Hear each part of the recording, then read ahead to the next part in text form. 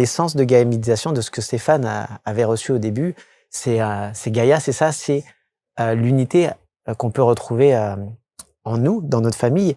Et ben, l'idée, c'est de la retrouver à l'extérieur aussi, dans le monde. Et ça, si on perd cette essence, cet amour, en fait, on perd l'essence de Gaia Méditation.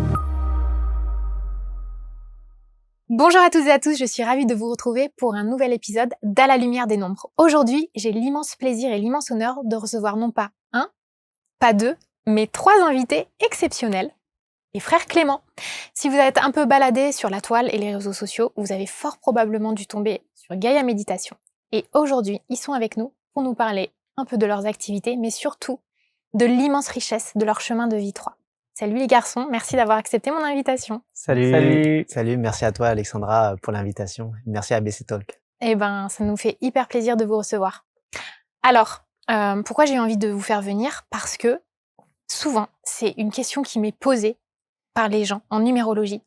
Comment on fait quand on a quelqu'un, quand il y a des jumeaux, des triplés, qui ont exactement le même chemin de vie, mais qui font pourtant des choses différentes? Et vous, je trouvais que c'était vraiment le pari gagnant de vous faire venir pour parler de ça. Alors, je vais vous donner la parole. Je vais vous demander de vous présenter. Ouais. Et on va parler de date aussi, puisqu'on est dans une émission de numérologie, mais pas que. Et allez-y, qui ouvre le bal?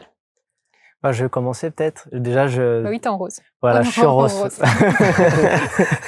Celui qui est en rose commence. Exactement. Non, mais déjà, merci. Et puis, je tiens à préciser pour les gens qui nous regardent que Gaia Méditation, les frères, hein, c'est pas que nous. On a 2 grands frères aussi, hein, bien sûr. Et c'est pas que nous. Donc là, on vient en tant que Gaia Méditation, mais il y en a 2 autres aussi également.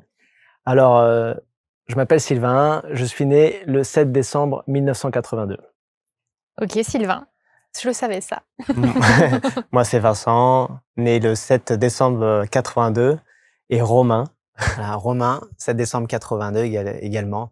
Le frère aîné, c'est Olivier. 2e, Stéphane. Je suis le 3e dans la fratrie. 4e, c'est Sylvain. Et 5e, Vincent. Ok. Dans l'ordre. Gaia Méditation, c'est quoi la jeunesse? C'est quoi l'histoire? Comment ça a commencé? Est-ce que vous vous souvenez de l'année?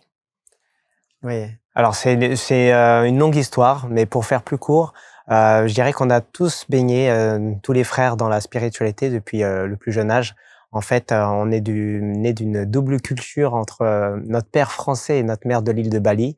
Et on a grandi avec cette culture. Et lors d'un voyage à Bali, en fait, notre paradigme a changé. On a vu plein de choses liées au monde subtil.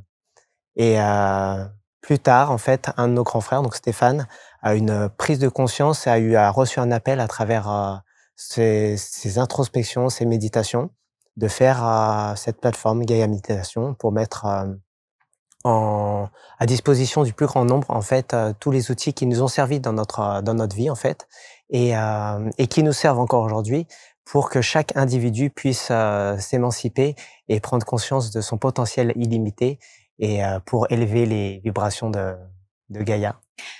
Trop chouette. Non, mais alors en fait, ce que tu es en train de me dire là, c'est que Gaia Méditation, c'est né en fait à l'initiative de Stéphane. Ouais, voilà. Et donc c'était en 2010, non, je crois. Alors 2010 c'est d'abord un gros impact par rapport à sa vie, par rapport, voilà, sans rentrer dans les détails, c'est un moment charnière.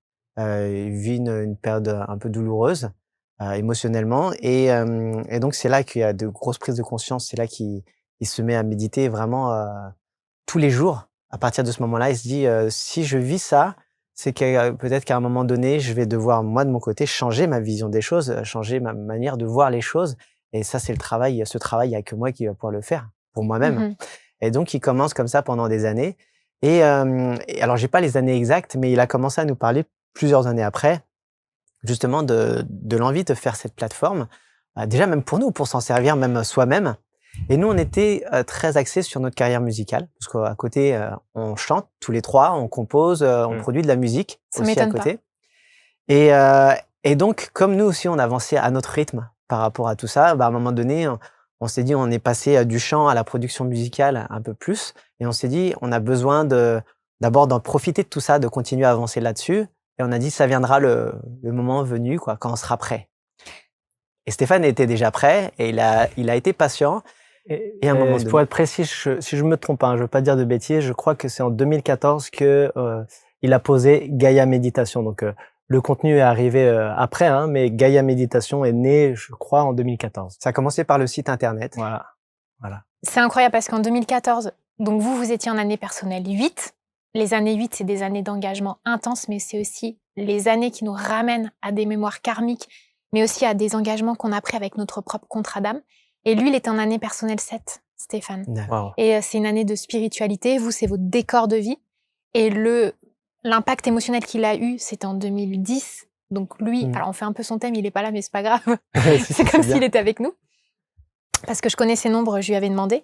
En 2010, il est en année personnelle 3. L'énergie de votre chemin de vie, c'est comme s'il avait été ce grand frère, à la fois sur le plan physique, mais aussi psychique, dans les engagements qu'il avait par rapport au contrat d'âme qui vous lie, vous ensemble. Donc vous, vous êtes 3. Le 3, c'est vraiment la communication, c'est l'artistique, le créatif.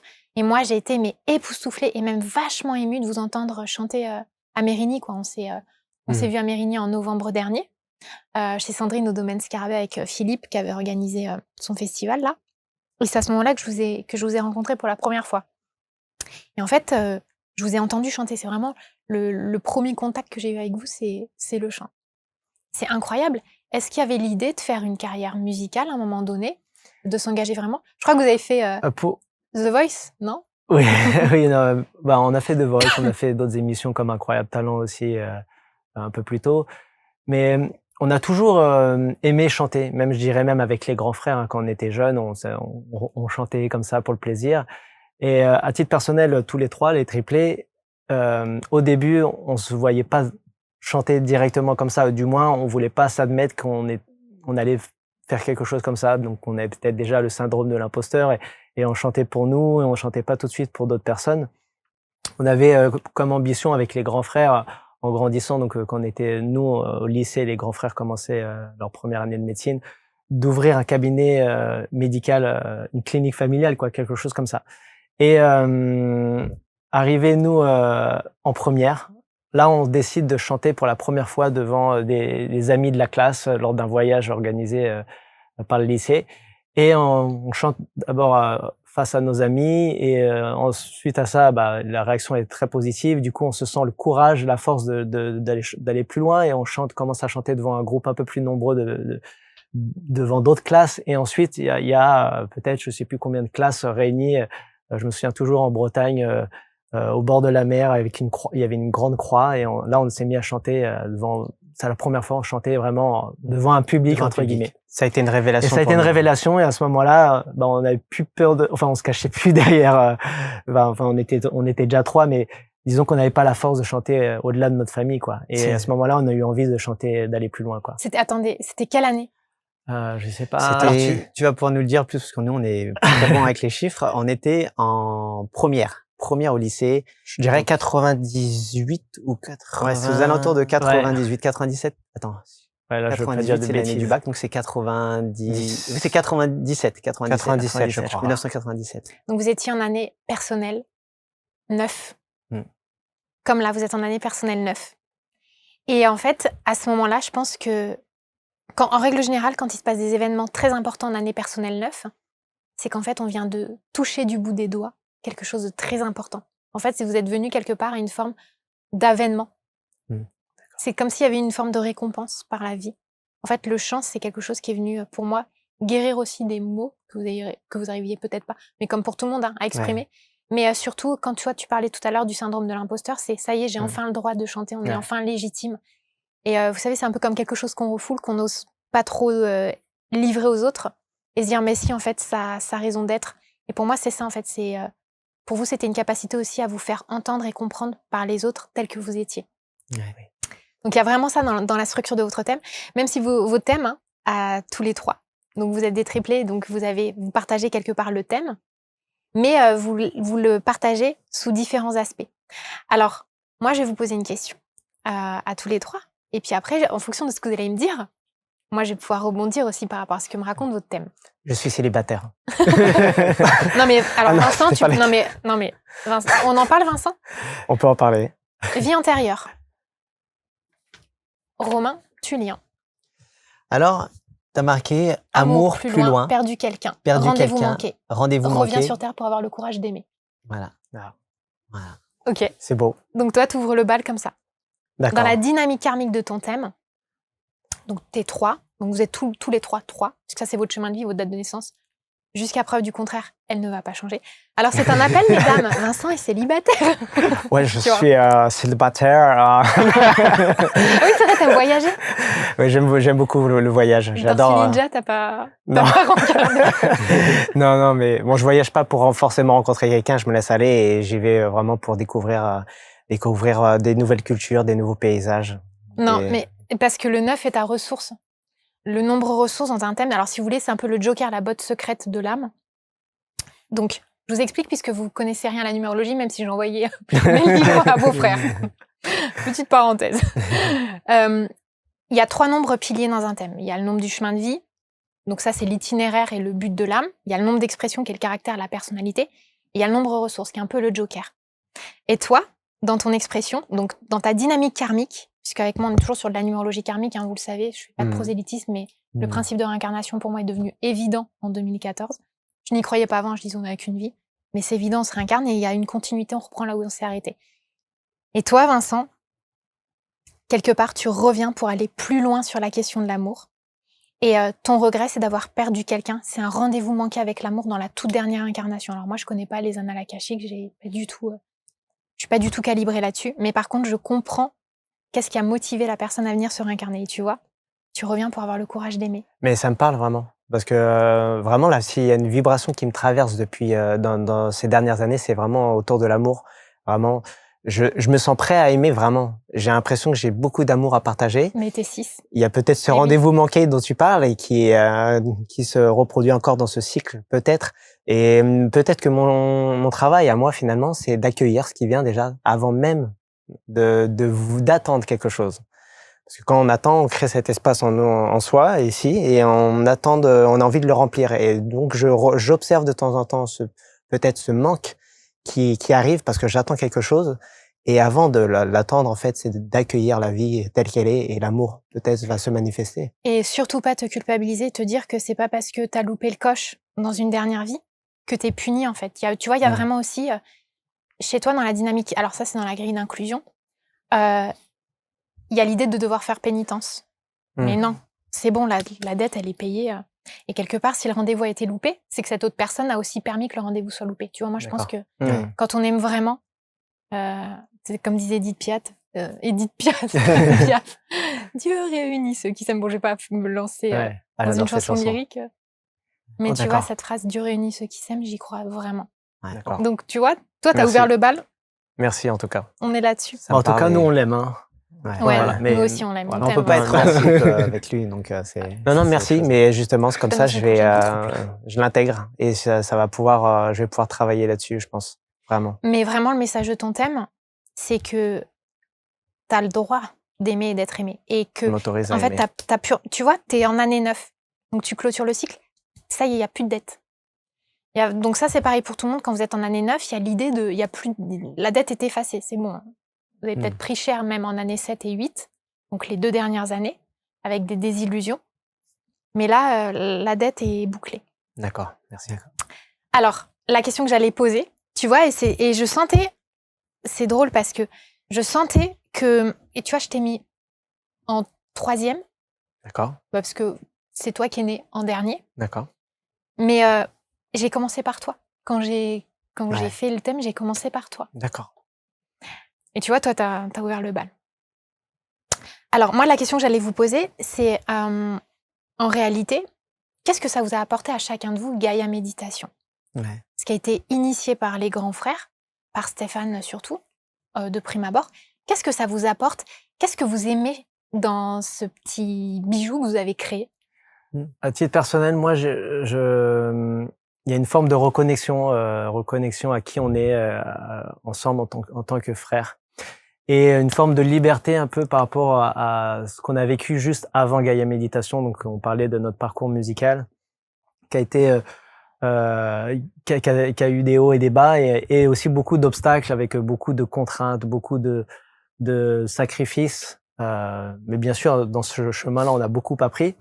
Et Gaïa Méditation, ça nous a apporté une forme de stabilité par rapport à la vision de ce qu'on voulait faire dans la vie.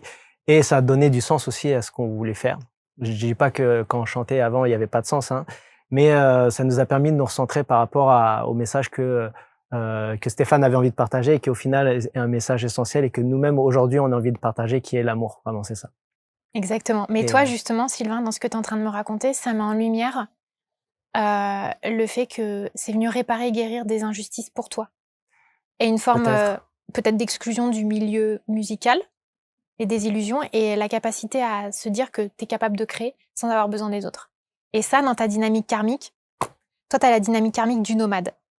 Et dans cette vie-là, tu reviens faire l'expérience de la famille pour apprendre à te refondre dans le moule, dans une communauté, pour arrêter de faire cavalier seul. Tu vois, ta dynamique karmique, elle est là-dessus. Et moi, l'info que j'avais eue, c'est que dans la toute dernière vie, justement, tu as dû grandir seul, malgré toi. Tu as dû te débrouiller seul, malgré toi. Et ce que tu avais le plus envie dans cette vie-là, c'est d'avoir une famille. Et donc, toi, ton chemin d'expression, c'est aussi le 3, mais ta ressource, c'est le 6, c'est la famille. Tu vois, donc en fait, je pense que... Et puis, t'as la famille donc avec tes frères, mais t'as aussi la famille avec la communauté que vous avez créée, quoi. Et toi, c'est ta ressource. Ah bah super. C'est vrai que Sylvain, il est vraiment aussi dans la partie de la création. Il chapeaute un peu tout finalement. Entre chacun, on a notre domaine d'expertise. Romain édite les vidéos, je fais le graphisme. Sylvain fait aussi du graphisme. Mais vraiment, tout passe aussi par Sylvain à ce niveau-là pour valider en fait ce qu'on est en train de faire souvent, la plupart du temps. Et donc, oui, c'est ce que je disais, c'est que vraiment ce que tu disais par rapport à la création et d'être libre à ce niveau-là, je pense que Sylvain l'exprime beaucoup aujourd'hui. Oui, puis je veux rajouter que justement, quand je parle de cette forme de liberté, c'est cette joie aussi de partager quelque chose avec la fratrie et de pouvoir le faire à notre rythme, comme on l'entend en fait, finalement, sans avoir une contrainte extérieure qui vient nous dire « Ah non, c'est comme ça que je veux que vous fassiez ». En fait, on est là, on se lève le matin et on discute entre nous. Qu'est-ce qu'on peut faire aujourd'hui, qu'est-ce qu'on peut créer aujourd'hui, qu'est-ce qu'on peut partager à notre communauté, quoi, finalement. Et c'est cette forme de liberté un peu de pouvoir s'exprimer comme ça aussi et de partager comme ça qui nous anime. Et ouais, mais tu vois, parce que quelque part, toi, tu viens guérir le côté « j'ai besoin de rien ni de personne pour être reconnue ». Et je suis déjà reconnue et validée par moi-même parce que je suis dans l'amour et la joie de créer. En fait, je crée les opportunités, les choses qui m'ont été supprimées et interdites dans la dernière vie. Tu vois, tu es un peu sur cette dynamique, toi. D'accord. Donc toi, c'est vraiment recréer le beau, le mouvement et quelque part une forme d'abondance par rapport aux restrictions que tu as eues dans les liens et les contacts dans la dernière vie. Ça, c'était assez marquant dans ta dynamique à toi, dans ta dynamique karmique. Tu vois. Mais comme si tu étais, à la fin de la dernière vie, prêt justement à te réengager et pas être blessé de « j'ai été banni, j'ai pas été reconnu par mes parents, du coup, tac ». Non, en fait, tu termines ta dernière vie en te disant « dans la prochaine vie, j'aurai une grande famille, j'aurai tout ça ». Parce que tu avais cheminé. Je peux rajouter quand même par rapport à Sylvain qu'indirectement dans son cheminement actuel, dans son questionnement, c'est aussi d'avancer au point de vue de sa famille, c'est-à-dire lui aussi, on est dans le nœud de ce que tu exprimais par rapport à cette ancienne vie. Et effectivement, aujourd'hui, tu peux le dire, enfin, je pense, c'est pas tabou que tu te sens prêt à être... oui. Ouais. Oui, voilà, moi, je suis avec ma compagne, là, ça fait déjà plus de 18 ans. Wow, c'est beau. Ouais, ça fait plus de 18 ans et on s'aime toujours très fort. Et là, je me sens prêt à peut-être passer le cap et à grandir peut-être la famille, quoi. Voilà. C'est trop beau, génial. Tout le bonheur. Mais ça rejoint par rapport aussi pendant des années, on peut le dire, aussi là-dessus, c'est par rapport au travail pendant longtemps, c'était, comme tu disais, d'abord d'avoir de la validation et de se sentir, tu parles beaucoup de cette liberté justement. Oui, cette forme de liberté, c'est vrai que par rapport je parlais du parcours musical qui était pas forcément évident et il était pas forcément évident sur l'aspect financier finalement. Ça, c'était une des difficultés. Pendant beaucoup d'années, on a chanté, on a fait ce qu'on aimait, mais à côté, au niveau financier, par rapport dans le monde dans lequel on vit, ça aidait pas beaucoup. Et pour créer une famille, ça m'a mis moi des barrières. Je sais que chez beaucoup de personnes, ce n'est pas une barrière, mais chez moi, ça l'était. Et aujourd'hui, dans notre forme de liberté qu'on a à faire ce qu'on aime, et on a aussi l'abondance qui arrive avec. Et je dis pas qu'on est, je veux dire que l'argent coule à flot, mais disons qu'on est, on Non, est vous, c'est une confortable abondance et émotionnelle on est confortable, on se aussi. sent bien. Et au niveau, tu parles de l'aspect émotionnel, je me sens plus confortable à ce niveau-là Confiant aussi. et confiant en l'avenir par rapport à Ouais, tout ça. exactement, Voilà. riche des émotions, riche de tellement de choses, quoi. Voilà. Mais évidemment, évidemment. Et toi, Romain, Gaia Méditation, en fait, bon, alors toi, tu es vraiment spécialisé dans le voyage astral. Est-ce que tu peux nous en parler? Tu vas voir que dans Alors ton ça, thème. c'est une spécialité, mais en fait, il y a pas que ça. Enfin, les frères le connaissent. C'est vrai que beaucoup de personnes me découvrent, dans la chaîne à travers ces vidéos que je fais sur le voyage astral, sur la sortie du corps. Et du coup, c'est vrai que, ces personnes ont cette idée que, c'est, juste ma spécialité. En fait, en réalité, quand on me connaît un peu, en fait, je m'intéresse à énormément de choses. Bah, les frères aussi, hein, je veux dire toujours, mais ma particularité dans la fratrie, c'est qu'à un certain moment de ma vie, j'ai commencé à lire beaucoup de livres. Là où, certains, c'était plus les vidéos, et à chaque fois, on se retrouvait pour échanger sur ce qu'on avait, appris et se dire: «OK, est-ce qu'on pourrait pas le pratiquer, l'expérimenter dans nos vies?» Et ma particularité, c'était ça. Toujours l'apprentissage constant, les livres, et donc à travers tout ça, moi, il y a beaucoup de pratiques qui sont liées, au bien-être, à la respiration, d'autres choses que je fais, que j'expose moins sur la chaîne. Et c'est vrai que du coup, c'est devenu une particularité sur la chaîne, le voyage astral et la sortie du corps, alors que derrière, il y a aussi, la méditation, énormément de choses. Et ce que m'a apporté en fait, Gaïa Méditation, en fait, le travail avec les frères, déjà ce que j'adore, c'est de travailler avec mes frères. Ça, c'est une chose qui C'est est, comme un jeu, je précise aussi. C'est vrai que c'est aussi, au quotidien, c'est comme un jeu. on s'amuse. Voilà, on s'amuse Ça, ensemble. je précise, c'est quelque chose que j'aimerais pas faire. On m'a souvent dit: «Mais pourquoi tu ferais pas, pourquoi pas des choses, sur le voyage astral, même tout seul à chaque fois?» Ou même je suis praticien en hypnose, transpersonnelle, une hypnose régressive. Je le fais que de temps en temps, en fait. Parce que si j'avais un choix à faire, ce serait de continuer à faire ce que je fais avec mes frères. Ah, mais c'est Uniquement. Même si je devais, moi parler de Pareil, hein, pour moi. sortir du corps, de voyage astral, ce serait ça parce que c'est ce qui m'anime le plus. C'est vraiment, le fait de me dire: «OK, tu vois, notre socle, notre pilier, c'est, l'amour. L'amour, qui a été présent dans notre famille, et aujourd'hui, notre défi, c'est toujours d'en s'en rappeler. Je pense que c'est de toujours dans tous les contenus concrets, dans tout ce qu'on fait, c'est de se rappeler que l'essence de Gaia Méditation, de ce que Stéphane avait reçu au début, c'est Gaïa, c'est ça, c'est, l'unité, qu'on peut retrouver, en nous, dans notre famille. Et ben, l'idée, c'est de la retrouver à l'extérieur aussi, avec, dans le monde. Et ça, si on perd cette essence, cet amour, en fait, on perd, l'essence de Gaïa Méditation. C'est pour ça que voilà, effectivement, moi, ça m'a permis d'avoir un espace d'expression, notamment par rapport à ce que je vivais. Donc là, on parle de mes traumatismes, ma peur de la mort à l'époque, quand j'étais enfant, tout ça. Et aujourd'hui, j'ai vraiment cet aspect-là, lié à, tu vois, je sens ce qui m'anime beaucoup en ce moment, c'est tout ce qui est lié au guide. J'ai fait des émissions sur les expériences de mort imminente. Ça a toujours été présent sur mon parcours. Ouais. Peut-être un peu plus que pour nous, que pour eux. ouais. Et aujourd'hui, bah, j'ai l'impression de m'épanouir à nouveau cette année, là-dessus. C'est ce qui est en train d'arriver.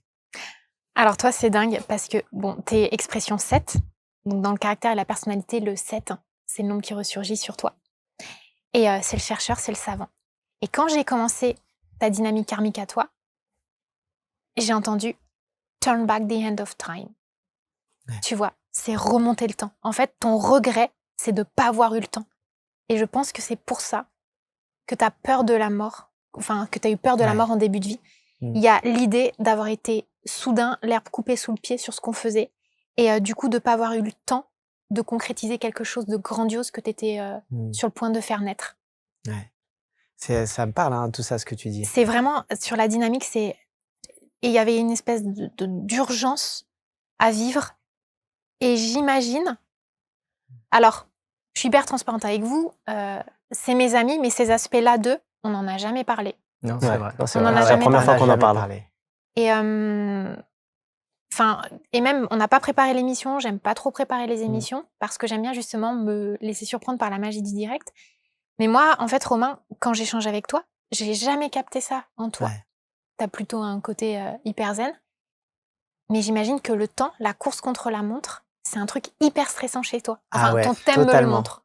Totalement. Mais ça, c'est vrai. En fait, même dans le travail. Hein. On peut le dire, même Un en petit ce moment, et j'en parlais encore sur le trajet avec les frères. Ouais. Ça, c'est quelque chose qui est arrivé, on va dire, il y a 2 jours. J'ai fait une méditation en pleine nuit où j'ai connecté à mon guide. Et en fait, c'est exactement ce il m'a ramené. C'est cette sensation, par moment, là, justement, quand je suis pris par tout ce que je dois faire, j'ai cette sensation d'urgence. Me dire, il faut absolument que je fasse ça. Ouais. Et tout ce qui arrive, en fait, c'est moi qui suis responsable par rapport à ça. Donc, c'est ce que je dois transcender derrière, ce que je dois transmuter. Et on en a parlé beaucoup encore dans la voiture. Donc, cette émission, elle arrive aussi pas par hasard. Tout est juste. Ouais, c'est bien. Et oui, donc vraiment, ça me parle. Et cette année, alors je sais pas si ça correspond à l'année 9 aussi, mais c'est vraiment quelque part, c'est la rentrée là. C'est l'objectif de me défaire de cette sensation toujours d'urgence, d'avoir toujours des choses derrière à rajouter et tout ça. Et ben, t'es en année 9, donc c'est les fins de cycle. Et forcément, qui dit fin de cycle, ben, on nous ramène à les nombreuses fins, heureuses ou moins heureuses, qu'on a pu avoir dans cette vie-là ou dans les autres. Et du coup, je pense que ça se met en résonance avec la fin de vie brutale que tu as eue dans la toute dernière vie. D'accord. Tu vois, et il y a cette urgence. Alors avec ton 7, c'est aussi la connaissance quand tu dis que tu lis beaucoup. Contrairement à tes frères. Je lis aussi, hein, mais après nous on regardait souvent des vidéos aussi et puis en fait c'est vrai que Stéphane par exemple, lui il lisait presque jamais en fait. Lui par la méditation en fait. Donc tout ce qu'il nous a partagé dans nos discussions, ça venait de ses méditations. Romain de ses lectures, nous de temps en temps de nos vidéos ou de discussions. Et aujourd'hui, par exemple, j'ai l'impression que moi, enfin, je le ressens vraiment comme ça. Souvent, c'est dans mes partages, les discussions avec des amis. En fait, la vie des gens m'apprend. Et en fait, à travers leurs expériences, donc des expériences que je n'ai pas forcément vécues, à travers la résilience, l'adversité dans leur vie, j'apprends beaucoup, j'apprends énormément, et je sens que mon évolution s'accélère à travers ces expériences. Exactement. Mais de toute façon, t'es vraiment à l'aube d'un nouveau cycle. Tu vas voir, ça va plus être comme avant. Et bien sûr, tout ce qu'il mentionne, on l'a tous. Un peu, mais à une différente échelle. Par exemple, mais oui, parce que la lecture, ça va être aussi un petit peu chacun aussi, mais donc l'expérience de vie. Oui, mais toi, avec ton 7, le 7, tu sais, c'est un peu celui qui reste dans son bureau d'études et qui est capable de plancher sur un seul et même sujet et de faire une thèse toute une vie. Donc la lecture, pour les 7, un 7 qui me dit « j'aime pas lire », je trouve ça très étrange. Je vais toujours aller regarder dans le thème. Le nombre qui me parle potentiellement d'une aversion pour la lecture, mais je trouve pas trop. Les 7, vous avez soif de connaissances, vous engrangez des infos. Et toi, ça vient aussi de cette idée que, purée, dans la dernière vie, j'ai pas eu le temps, et si dans cette vie-là, la vie me refaisait le même coup. T'inquiète pas, ça n'arrivera pas. Mais, non mais, clairement, t'as vraiment cette urgence, tu vois, à engranger, à savoir, à connaître. Et du coup, à être pionnier, puisque dans la dernière vie, t'étais vraiment à ça de découvrir et de décrocher quelque chose de révolutionnaire. Donc le côté aussi assez initiatique sur le voyage astral, aller explorer un domaine, finalement, que d'autres n'avaient peut-être pas exploré avant toi, même parmi les frères. Bah tu vois, il y a aussi l'envie d'être pionnier, d'avoir son truc à soi pour revaloriser ce qu'on a loupé dans la dernière vie. Ah oui, toi, c'est vraiment ça ta dynamique karmique. Super intéressant, merci en tout cas. J'ai une petite question quand même, parce que là, c'est à titre personnel, comme je connais pas énormément de choses sur la numérologie. Donc, la différence de ces thèmes, c'est ça va être lié aussi à l'horaire de naissance, c'est ça? Les minutes d'écart. Est-ce que c'est lié aussi donc au prénom, tout ça? C'est lié au prénom intermédiaire, à ton nombre ressources. En fait, c'est l'ensemble de ton thème. Et donc, vous voyez bien qu'on peut avoir une même date de naissance quand on a des frères et sœurs, donc surtout les parents qui nous regardent, qui ont des jumeaux, des triplés ou des quadruplés. Mais chacun a vraiment un engagement karmique totalement différent. Et en fait, les autres, et c'est ce qu'on voit avec vous, viennent soutenir l'œuvre de la fratrie, des uns et des autres. C'est-à-dire que pour arriver à vos fins, vous avez besoin des frères, et surtout vous trois, il y a un noyau concentré. Après, il y a aussi Olivier, Stéphane et vos parents et votre famille et vos compagnes et tout autour. Mais dans la vie, on se complète tous entre frères. C'est sûr. C'est ça. C'est évident. Donc voilà pour vos dynamiques karmiques, mais c'est hyper intéressant. Merci. Est-ce que vous nous feriez pas une petite chanson a cappella? Avec plaisir. Avec plaisir. Oui, la réponse est oui. Un bon 3 que vous êtes, maintenant que vous avez intégré tout ça. Ouais, on fait une petite compo. Alors, on va faire une petite compo. S'appelle Gospel. The Place I Belong. The Place I Belong. Ok, fine. It's time for me to lift up my voice, to praise you and magnify your name. Press my hands and rejoice, dear Lord, you're my shelter. I've found the place I belong. When I'm alone, you always come along with your grace. You bring me peace, give me hope, and you ease my troubled mind. Ooh, Lord, I believe you came to relieve my soul. Ooh, with you, my dreams will always come true. It's time to raise my voice, to praise you and magnify your name. Rest my hands and rejoice, dear Lord, in my shelter. I've found a place I belong. I found a place I belong. I found a place I belong.